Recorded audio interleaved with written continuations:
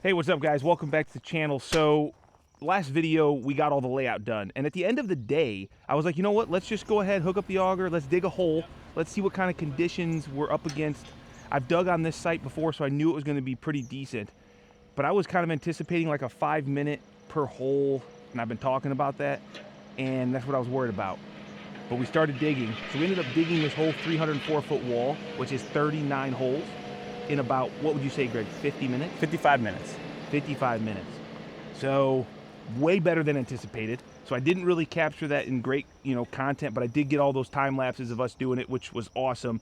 And now what we're gonna do, because this is such a large site, because I don't want just a bunch of holes open, that if a torrential downpour came, which they're calling some chance of rain tonight, small chance, but then again, rain tomorrow, I don't want to have all these holes collapse on me. So I want to kind of, as we go, we're going to be doing this. We're going to be putting our tube in. This is going to form up our top. This is what we will, set to a laser. We'll make sure it's nice and level. And then this is where we'll set our bracket. You may have seen us do this before, but this is what we're going to do. We're going to go ahead now so that we have this whole row dug. Greg and I are going to go and get all these tubes set, and then I'm going to call a concrete truck in, and then we will go back to digging holes while we're kind of, waiting here and there. So there's gonna be a lot of back and forth. That's the way it's gonna have to be on this monster job with 140 holes. So let's get some tubes set up. These are just, people always ask, where do you get those tubes, Kyle? Well, local metal supplier, JMac Metals, that's who I get them from. And, they get like 12 or 14 of these a week, because this is what the steel comes off of on the coil. In fact, this is a 29 gauge galvanized, looks like no color on it. This is just a straight galvanized coil insert that came from a big old, roll of metal. And then what we do is, if we can, which I'm hoping on this site we can do this because there's so many, I don't have enough tubes to do all these if I have to go more bigger than this, but I just cut them down to size and then cut them down the middle.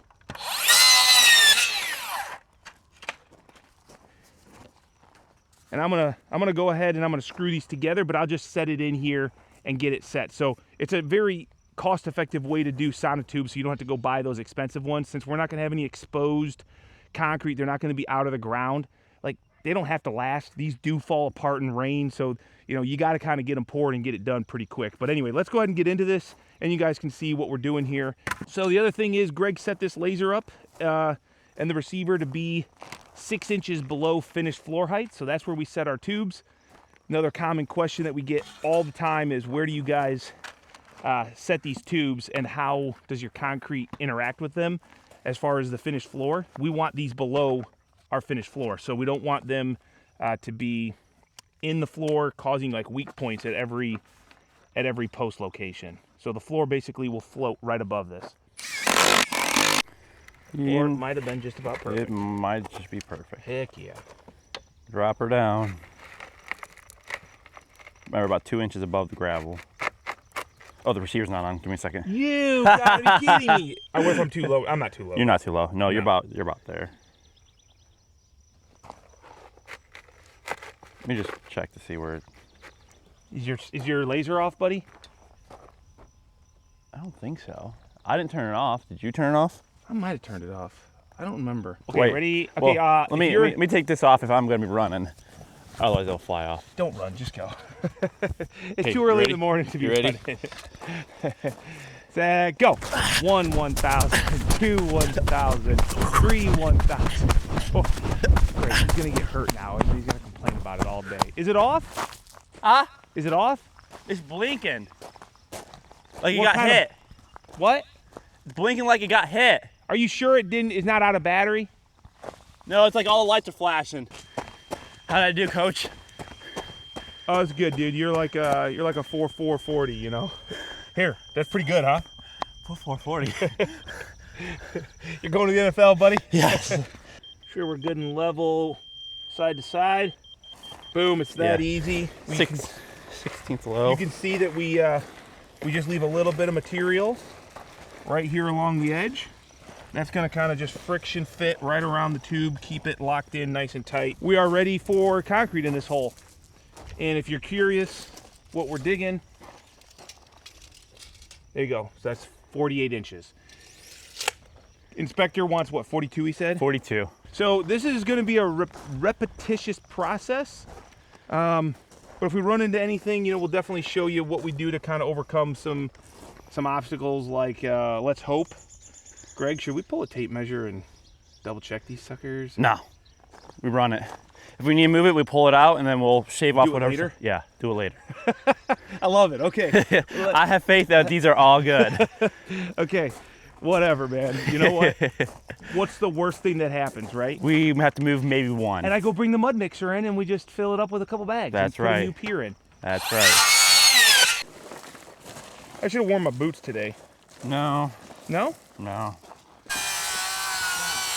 Whenever I make this Greg knows, I always flip the top like it's supposed to be. So that is the factory top.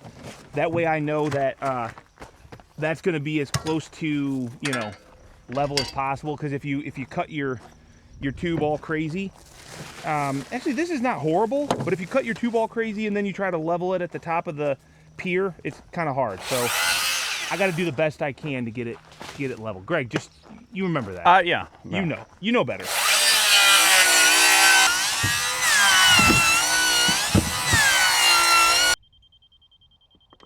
Solid tone is good. It's what you like to hear, unless you're in the hospital. That's right.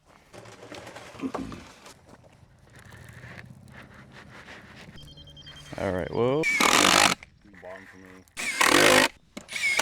So these are 20-inch tubes in diameter, but we're only doing an 18-inch hole, so that's why we do this. It allows us to adjust the size of the tube based on the hole. Look at this hole here. See how it kind of wallers out at the top because maybe there was a little bit too much gravel? It kind of allows me to adjust the size of the tube so slightly that I can make sure that it stays snug. And if we get a hole that is just a really tight fit, you know, I can just squeeze that up a little bit more and vice versa. So Down an inch. down an inch. Yep. So that was 39 holes. Dug, tube set, and you said that was less than 40 minutes? 40 minutes. 40 minutes to go down this whole row of 39. Not bad, not bad. So I'm gonna call a concrete truck in. I know that I'm gonna get about 1/3 of a yard per hole needed. So I'll just have them bring out the max amount. They'll probably bring me 9-10 yards. And we'll start back here. We'll run as far as we can till we start hearing that empty noise, which is the rattling in the mixer. And then we'll kind of stop and we'll just kind of say, okay, that's how many we will basically get out of however many yards are there. Sometimes, you know, the holes just are a little bit different, but it always seems we get 3 holes per yard or just a little bit more. So I'm gonna call a concrete truck, Greg. Let's get the skid loader set up and we're gonna go start digging more holes while we wait for concrete. So before the concrete truck shows up, which they're gonna be here sooner than I thought, we're gonna go double check the holes, make sure that we're, you know, close enough. So Greg's just gonna burn me a foot and I'm gonna double check as I go that the holes are accurate, but also I'm gonna mark, because this is so long, because when this concrete is poured, we then come back and put marks on the string exactly where these brackets are gonna go, which you'll see. In order to be a little bit more accurate later, I'm gonna mark a measurement on each batter board so I know exactly where we can set the tape up later to measure from that point instead of having to come all the way back down here over top of wet concrete to make our marks. Okay, 16, 10 and a half, 24, 10 and a half, 32, 10 and a half. So I'm just kind of eyeballing to make sure, and these are all looking really good. 48, 10 and a half, so that when we pour this concrete and we go to put the building up later, we're not like, son of a gun, we got footitis on this one or something. 64, 10 and a half. Okay, this one is a little bit, it's gonna work, but we're definitely a little off to the side. All right, Greg, I'm gonna get my first measurement. Yep. So he's gonna hold me. I'm just gonna kind of watch it kind of bounce around a little bit. And what I'm gonna do is just make a mark here. And that is 75, because I'm burning a foot, 75, 11 3/4. So now he's gonna come down here and he'll hold me at 75, 11 3/4, or in this case, 76, 11 3/4. This is a tight one here. Hopefully it's good. 88, 10 and a half, good. 96, 10 and a half. So does that make sense? Instead of having to have Greg 300 foot by the time I get down there, he can come back to holding this point, and it takes a lot of the air out that we can achieve with movement and all the other things that go on in this 149 feet. Oh no, dude, we're a 1/4 inch off. We're a 1/4 inch off on 300 feet, dude. That's probably you holding them tapes in different spots. Yeah, it's my eyeball. I'm 100% okay with a 1/4 inch on 304 feet, dude. Hold that tape. Because, you know, it could go the other way and we're maybe more off, but most likely it's a compounding of errors every time we kind of held and reset that tape, or it was the fact that we didn't do that when we measured the first time, and when we pulled it all out, maybe there was a little bit of sag and that 1/4 inch was sagged in the tape. So, I'm not too worried about it. Truck will probably be here just about when I'm starting to dig here, but we got another 100 holes to go. So, right, we did 39 and there's 137. And this is gonna kind of suck because these are in the middle of the pad. Oh, you want me to do that corner? Yeah, I think so. Yeah. I'm not gonna really have a good place to throw all this material when I get to the middle, dude.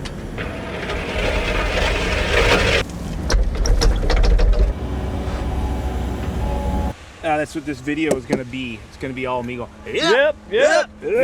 How many different tones can Kyle say yep in? Yep.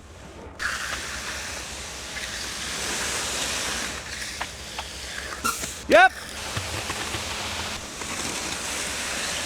Yep.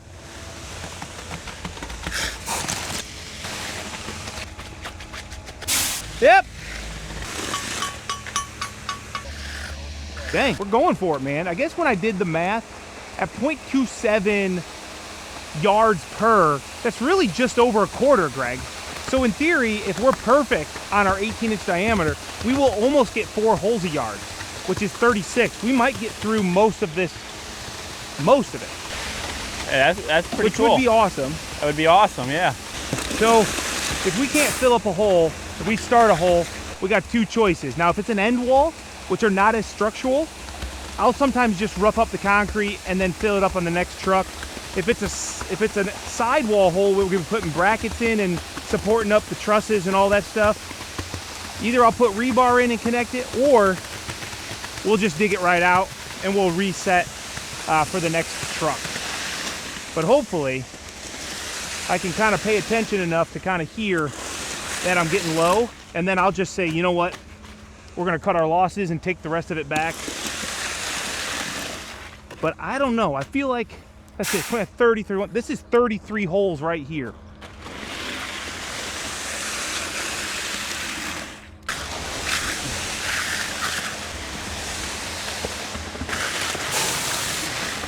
We're not doing another one, this is it. We literally almost made it down the whole freaking run, Greg. All right, now that we've got everything done here, I'm glad now that we marked our batter boards, because my concrete guy is right over top of my string line that I need up in order to start marking these. But Greg's just gonna hold me right where we're supposed to be, and then I'm gonna mark my string line exactly where I want my bracket. So 10.5, 64, 10.5, 56, 10.5. And this is just marking where the center is of my bracket, which we don't need to be like uber precise. My eyeball centering on this is plenty good enough, because when we go build our wall, the wall will all get built on the ground, as you will see later on, and that will all be accurately like built. So the bottom of my post, if it kind of tweaks to the side just 1/8 of an inch or something, it's going to be perfectly fine. But we've done this so many times that I'm really comfortable with this method and the results. So by having that batter board set up with a mark, we can just do one section at a time, and I don't have to pull that tape measure 300 feet. That's awesome. It's awesome, dude. Yeah. This worked out amazing. So if you're curious why I'm marking center, since that's kind of something that I have to eyeball versus just marking right where the edge is, it's because this dimension is not the same as this dimension. It opens up to accept your column easier. And if I were to mark it to the side, it would not be very consistent either. So I choose to just go for center Your eyeball is very good at putting things in the center. That's why when you look at a level vial, usually the bubble actually does not touch both lines. You're putting it in the center with your eyeball. Maybe you believe me, maybe you don't. I just maybe made that up. But regardless, I find it easier just to go ahead and put the bracket on center. Now that we got everything marked on our string line, luckily the wind is really non-existent, not bothering us. We'll get all these brackets set. Now, when we set these brackets, we do not ever want to touch the string line. We have almost 1/4 of an inch play in our column thickness versus the thickness and width of these. So if we start touching the line, what can happen is we could start creating an arc.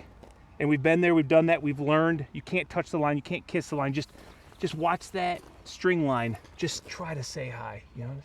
Just try to, you know?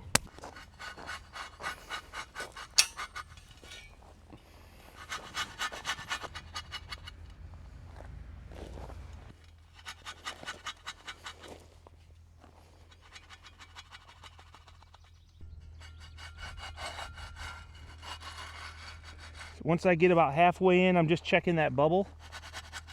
Then I can make an adjustment till I'm good. And then I just kind of shake it in there, get that cream around all that rebar. Keep checking it, making sure that I am plumb. And I already know everybody's gonna say, well, what about this way? It's the same thing, same reason that we mark centers, is because those ears are always gonna be out. They're never gonna be plumb. My eye is good enough. And we get that post in there. As long as the bottom is where I want it, we can plumb up the wall, no problem. Now I know another question that people are going to ask, and I've been asked many times, is how do you know when to set the bracket? Like, how do you know how long to wait before, you know, the concrete is firm enough to do this? Now, I think that's kind of an experience thing. I don't know that there's an exact time, because you've got conditions to consider, you know, wind, heat, the sun, temperature, all that good stuff. But my rule of thumb is we pour it fairly dry. We don't want it running. I'm thinking when I'm dumping the concrete into the hole, it's coming out of that chute, if it is splattering me a ton, it's too wet. And if it's too wet, then when I get done pouring the concrete, I'm gonna have to wait quite a while to set the brackets. So as I'm dumping that concrete into the sonotube or the hole, I'm kind of looking at, all right, am I getting a little splatter but not much? Then that's probably good. And by the time I get a truck out of here, I get my marks on the line, I'm probably gonna be able to set the bracket.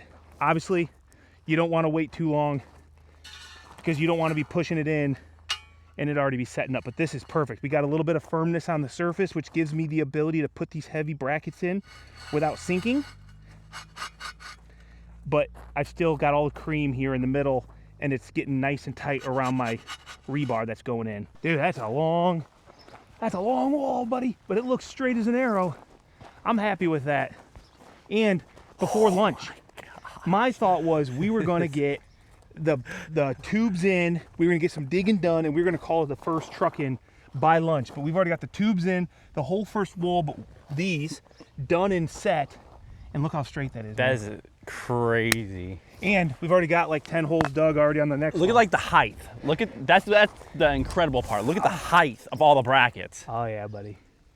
You know, there's something to be said for experience and taking the time to set things up and do things right, huh? That doesn't make you feel good. Well, this dictates everything. Well, this is everything. The foundation is everything. You start at the layout. If you don't have good layout, you don't have nothing. Like, literally, this is everything. Nice job, buddy. You deserve a...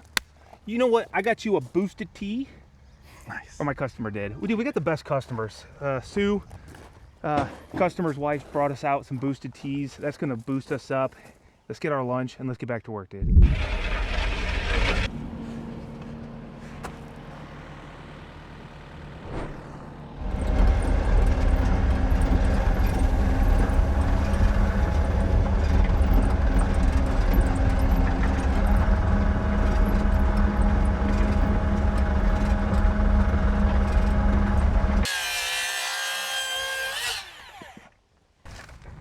All right, we got the holes dug that we wanted today. So all 3 big walls, those are all dug. And we're gonna go ahead and get now our second row of tubes in. And that is because I've got a concrete truck set for 7:30 in the morning tomorrow. So this is kind of our end of the day goal. Get all these tubes in, get it prepped and ready for concrete. Then tomorrow we'll get this poured, brackets set, and then we'll go ahead and set those, and hopefully in the afternoon, pour all those. And maybe if we're lucky, we just have end wall brackets to do. I think we'll be done by lunch. I think it's possible, you know, just depends on how hard you work, man. It's a joke. It was a joke. We're not getting it done tomorrow. Maybe. Probably not. Hey. Huh? Laser. I got you. Down a 1/4 inch.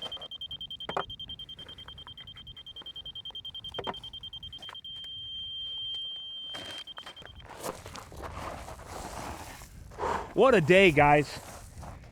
I can't believe how much we got done. I didn't anticipate this. We got that whole row set, poured, and then the bracket set. This whole row dug, tubes all set, and that whole row completely dug. So this is going, I mean, I would say about what I'd hoped it to go, but better than I was planning it to go, because you know how things always end up taking way longer.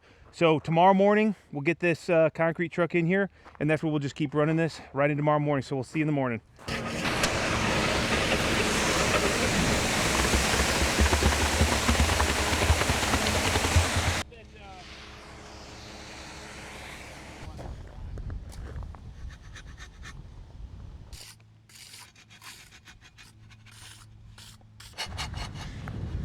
You guys, we got that first truck out of the way this morning early, and I don't know if you'll be able to notice it, but you can probably see it on my string. I'm getting wind. That was my major concern today, is that it's supposed to be wind, and wind out of the south-southwest. There, you can maybe hear it now. And that's gonna affect all these string lines. So I think we're gonna get this row done good, but I don't know if I'm gonna call any more concrete in at the moment. I think we'll focus on getting these brackets, getting the rest of the holes dug, the rest of the tubes set, and then we'll see what the weather's doing, because I do not want to be stressed with wind. I mean, even with all the batter boards, it can still, you can see it, look at that.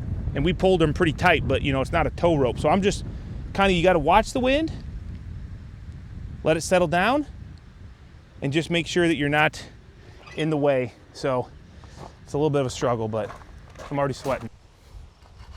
Nice thing is these brackets are 6 3/4, 6 7/8 wide, and our columns are 7 1/4. So we have a little bit of play. As long as we're not heavy on the string, we can have a gap here, and that's kind of the way I always try to play it. This was the last bracket in the truck. What you'll notice is on this string line over here, same amount, I ordered 9 yards, we got another 7 whole brackets set because we were able to pour 7 more piers worth. And at first I was like, what the heck? But then I remembered 2 things. One, you'll notice those tubes don't stick up out of the ground as much as some of these guys here. And this post row down the middle is gonna be supporting 2 roof lines. 2 trusses are gonna set on this post. So I went with deeper footing just to give myself more strength here. These holes are about 56 inches, actually we measured some at 60 inches versus those are all 4-foot holes. So it's kind of crazy. I didn't expect it to add up that much, but we literally did 7 more holes because we have that much more concrete in this line. So maybe have to bring in an extra truck because I did not go nearly as far as I thought. But let's go ahead and get more tubes set. Let's get ready for the next truck. But it's so dang windy, I don't know if we're gonna do that. We'll see. All right. You're gonna drive me around. Okay, Miss Daisy. Come on, dude. I thought you wanted to drive. I didn't want you to drive. Hey guys, sorry if you get a little bit of nipple shot today, okay? The wind might do some damage. Get out of here.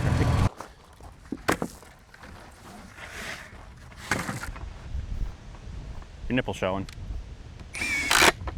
Just kidding. Gotcha. Up a 1/16. Down a 1/2 inch. Here, there's a shot that everyone wants. They didn't know they wanted it, but they do know now. Yep. Someone just hit the subscribe button, Greg, hoping for more.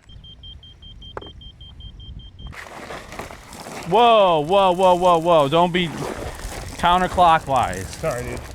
Sometimes I get a little worn out going that way, so I just want to mix things up.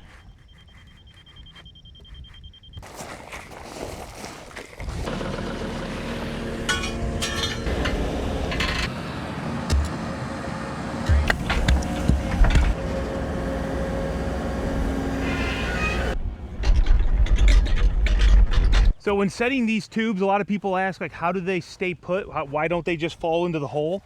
So it's kind of, you know, as long as you get them in the right spot. And when we're putting these in, Inch. Half. I mean, I can put almost all of my weight on here. 3/8. In fact, I would venture to say I can put all my weight on here. 3/8. Go up. So they're not going anywhere. And then once we've got it set to the, what? Come up a 1/2 inch. Up a half? It just Yeah. needs to be brought over.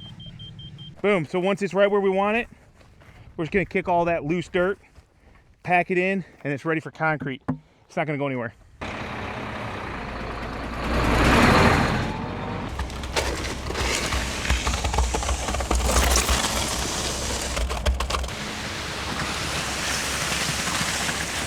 All right, so guys, yep.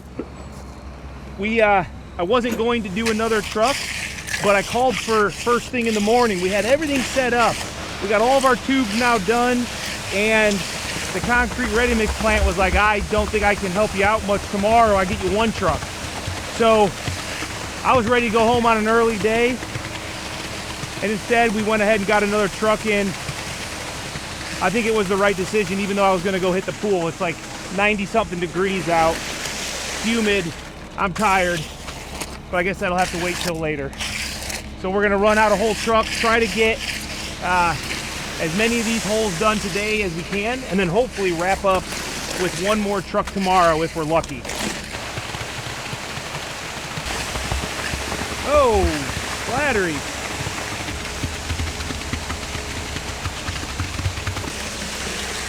And then that is money. Yep. I think we just needed to find our groove. Oh. Yeah, we just needed to find the groove. 176, 10 and a half. 84. That's the one that we are concerned about. That pier is not great. The problem is, and you guys are probably looking at some of these saying, man, you're not centered on your pier with your bracket. First off, that is true. We're not centered, not perfectly centered.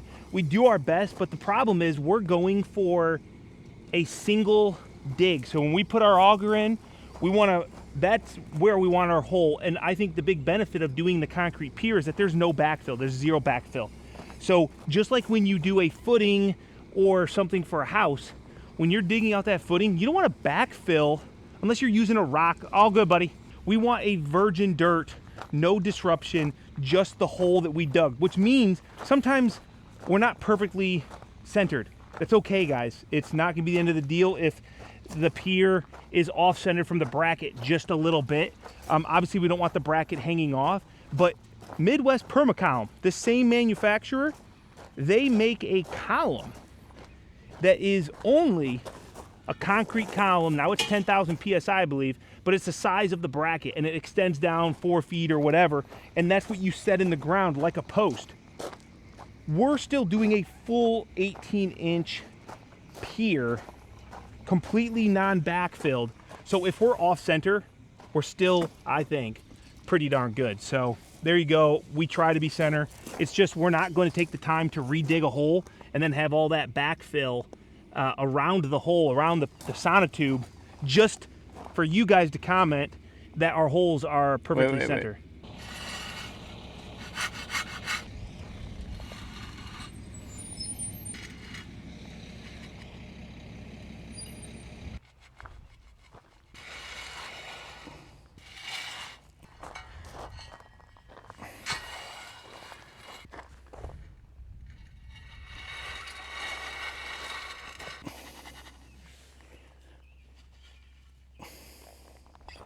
So whenever we have a little bit of wind that we're playing with, which is what we're dealing with right now, this string kind of keeps getting blown out and then comes back.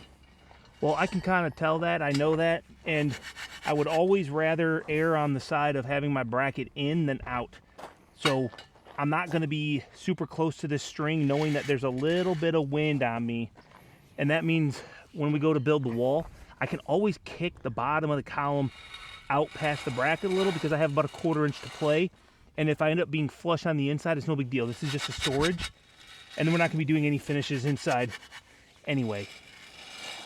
So, you know, if you're doing the brackets, you want to stay off the outside line. You'd rather make up your problems on the inside than the outside. Because you could always cut the bracket. You know, you could shave off a 1/4 inch if you had to. But good Lord, if you're that bad. Ooh.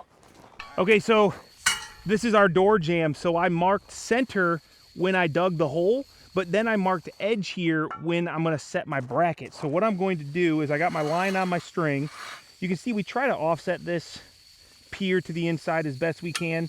And then that is my inside mark.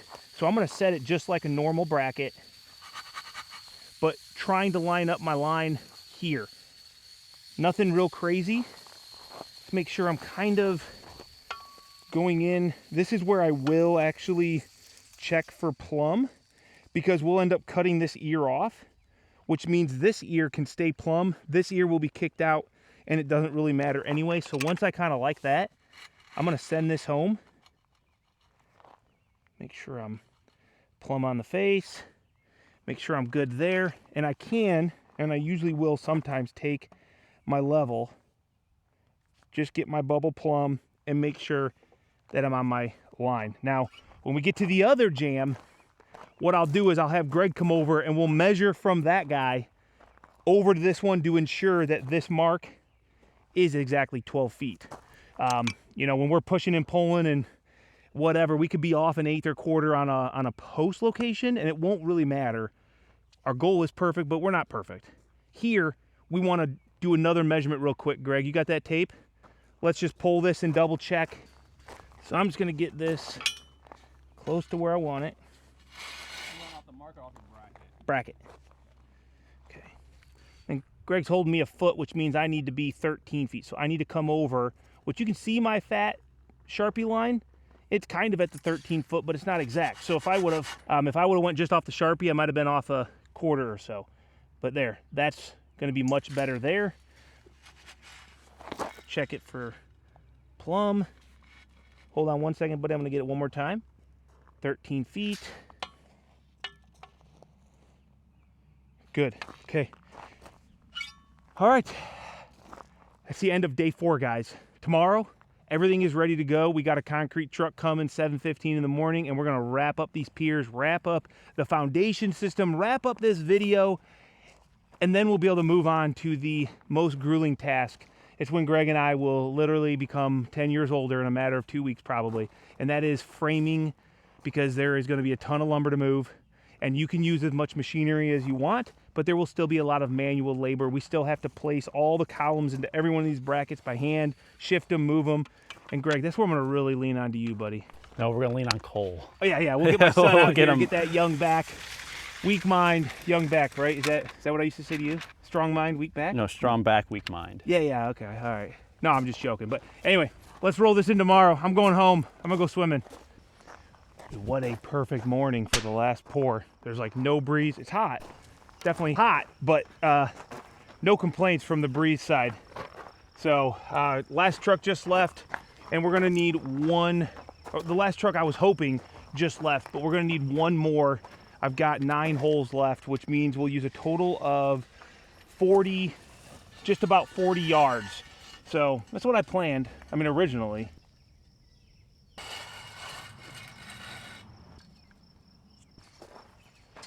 Wow. All right, cool. Not too bad. No, it doesn't have another day. I think I'm going to be about 2 hours till we see the next truck. They're pretty busy, which stinks because that's really all we can do for now. Unless we want to set up a laser and start shooting grades, Greg, but I don't think we want to do that. I kind of want to wait till they're all... Yeah, you want to do them all at the same time. Yeah, I agree. That way if the laser's weird... Yeah. So when we're setting these corner brackets like so, we've got our double string here. I'm going to try to shoot... We're always going to be with our sidewall like normal. So I'm gonna plumb that up to my sidewall, but then I'm gonna take my end wall string and I'm gonna get it on the inside, because this bracket is not the outside dimension, it's the actual post. So this will end up getting cut off later. So I'm looking to get the post exactly where the inside of the bracket is plumb with that string line that is hanging down. Then what I'm gonna do is take my level, come off this inside corner and just kiss the string. And it looks like I need to probably go in just a hair more. So I always kind of start with one line and then go to the next. And the goal is to get this ear closer to plumb, which we are. Yeah, I like that. So that's the only bracket that I actually plumb 2 ways.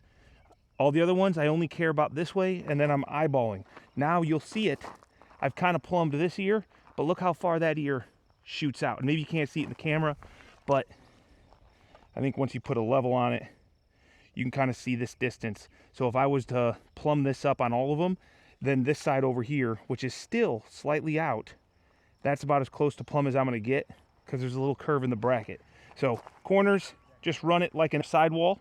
So running in line with the trusses, and then line up the inside of your bracket, not the outside. I've had a lot of people ask me that question.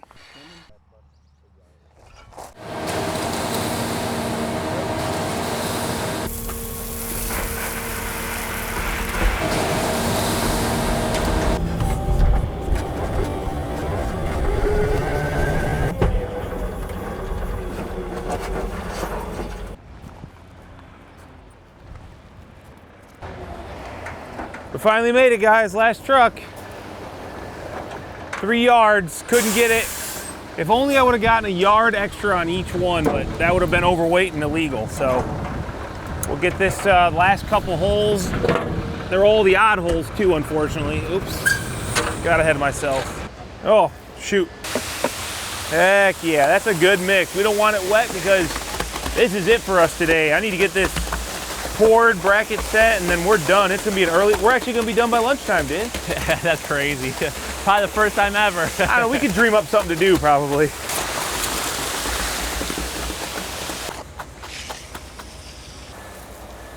Yep.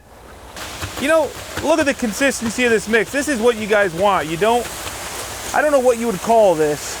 Probably like, I don't know, maybe a 5. Oh shoot, not paying attention. That's what I get for talking. It's not watery, it's not floor freaking concrete. It's not like you're pouring a floor or a foundation wall. That's a little heavy, sorry.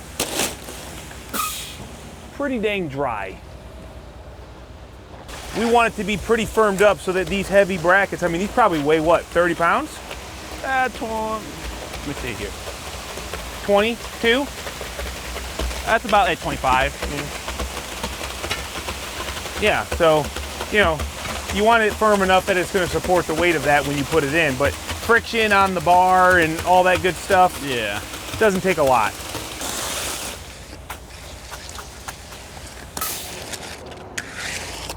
I mean, look at that. See, that's perfect. Didn't even have to use the level. It's like, what, 137 of these later? We got 2 more. 19 feet, which is 18 feet. It's an 18-foot door. That's plumb. Okay.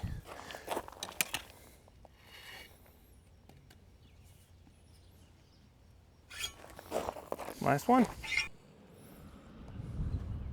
It's not a bad idea, I guess, to level that, but I wouldn't call that perfect. This is perfect. This is leaning just a little bit on the bottom. But at the end of the day, it's good for the brackets, and that is the last bracket that we had to set. Now, this 96 by 304 footer is ready for framing. So this took us 5 days, 4 and apart, because it's gonna be before lunch when we're out of here. And what would you say, Greg? Anything that was difficult? No, nothing was difficult. It was just a lot. Very repetitious. Yeah, just long. that's the bracket video, guys. So holes dug, brackets done, ready for framing. Maybe you guys will stick around for more of this build. It's gonna be crazy because obviously it's the biggest build we've ever done, the biggest build I've ever even been a part of. If you haven't already, hit the subscribe button, follow along, and we'll catch you on the next video, which will be the start of the frame of this building.